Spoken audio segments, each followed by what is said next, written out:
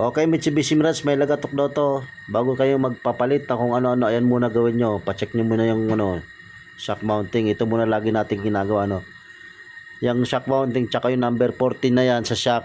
Higpitan nyo muna yan. So ito, okay pa to. Matigas pa siya, hindi siya maikot, Ayan. So proceed tayo sa kabila.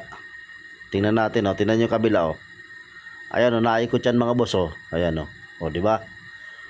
Pag naikot yan mga bossing, shock mounting yan. Pero igpitan mo natin. Pag hindi nagpitan yan mga boss, sira na yung shock mounting na yan. Ayan. Yan lang naman ang dyan, basic na gagawin nyo muna. Kasi minsan napunta sa ating mga customer, stabilizer, palit ng ganito, palit ng ganyan. Ayan lang pala, Igpitan muna natin to. So pag naigpitan yan na walang tunog, ibig sabihin okay na. Nasa inyo kung gusto niya pang papalitan yan. So ito, dinoble check na natin.